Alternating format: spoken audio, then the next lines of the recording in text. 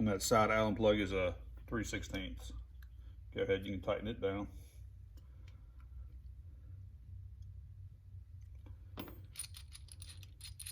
All right, the next thing we're going to do is mount our regulator to our bracket.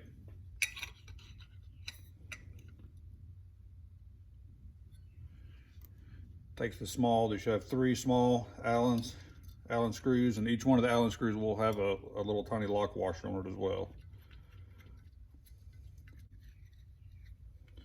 Get all those started in there, and this is, so I'll tell you right, a 9/64 Allen.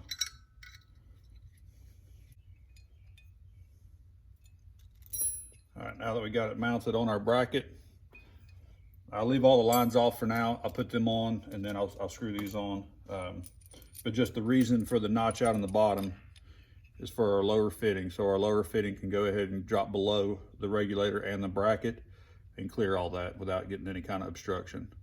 So now we're gonna kind of mock this in place and go ahead and get ready to put the line on for the return. All right, I went ahead and just mounted the regulator, put the gauge on the front. It's an 11mm bolt on the back.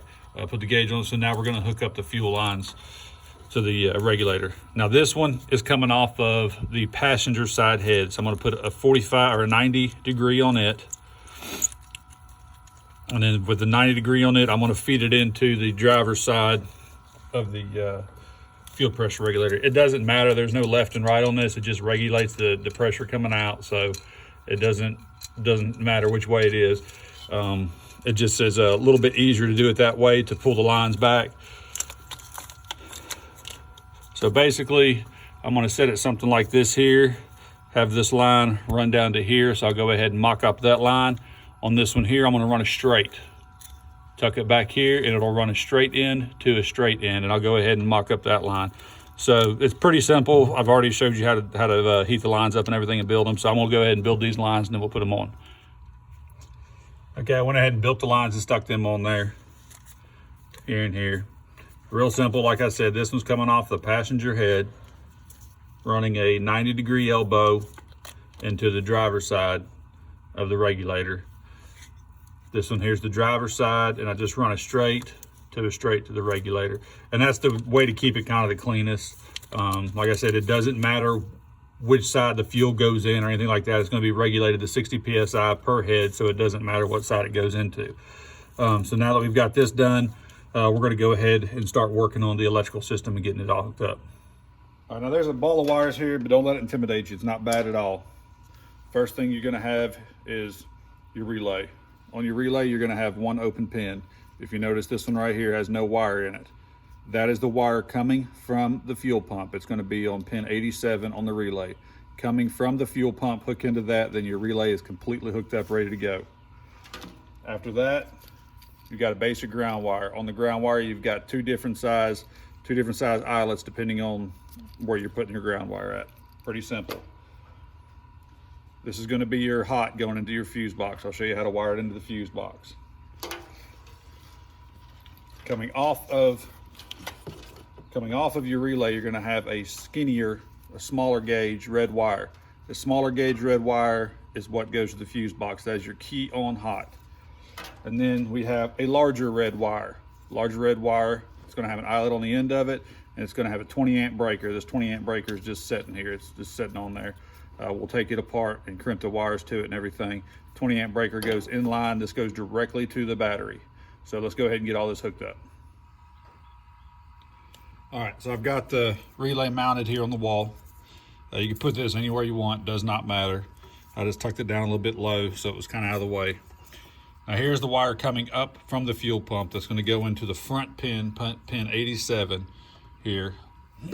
The one with the it's got the fitting that has no wire in it. So that's where that was going to go, is pin 87. So we're going to go ahead and figure out where we want this at, cut it to length, crimp the end of it, crimp that piece on it, and slide it up on there. All right, next thing we're going to work on is the ground wire. We've got our fuel pump hooked up, plugged into pin 87, so let's work on the ground wire. I'm going to run my ground wire to the body ground here so it kind of blends in with this one here. So we'll go ahead and figure out what length you need on your ground wire and go ahead and put your end on it and just tie it into there. All right, this here's a 7 mil.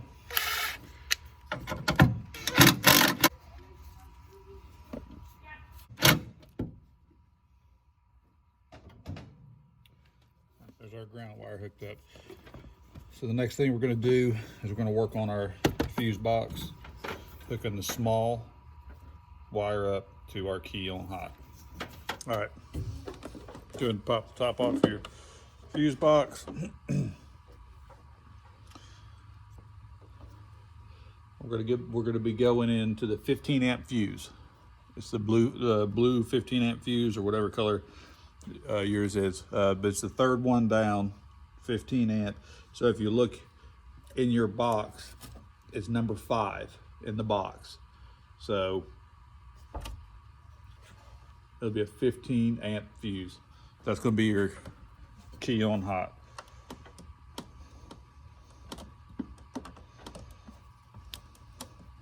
Go ahead and pull that out.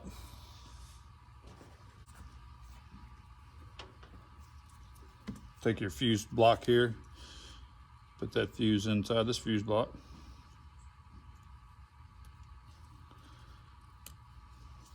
This fuse block now will go in here and take its place. Just like so. I like to run the wire in between these relays here and out the side. That way you don't really notice it too well. This is the last small wire we have coming off of our relay. This small wire here will feed into this.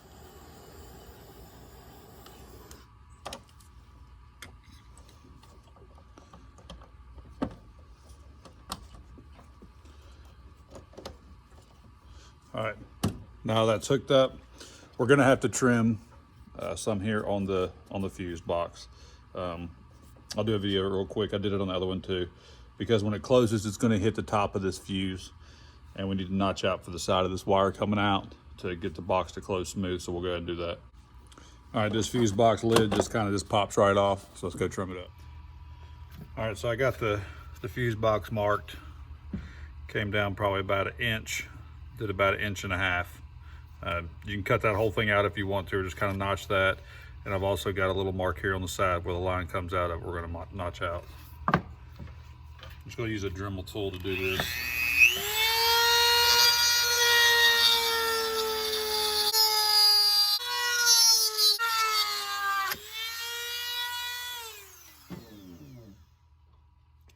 You can take a utility knife and score the sides of it. It's not very thick plastic, so it'll pop right off there.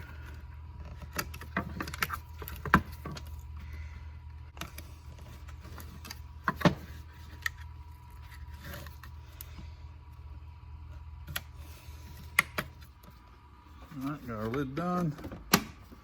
Snap it back on. Just like so, clean as can be. All right, next we're gonna go ahead and mount up our 20 amp breaker. I'm just gonna stick it back in here. Okay, I've got the breaker mounted in here. The copper lug is up, just because of the reset button is on the top. So I can just reach in here and reset it if needed. The copper lug goes to your battery. The silver lug goes to your relay, so your accessory. So here's the one coming off of our relay.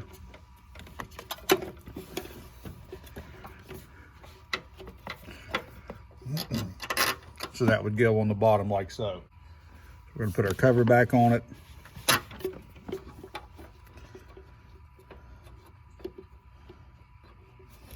And you can mount this relay, this breaker anywhere. It doesn't matter. I just like to tuck stuff out of the way.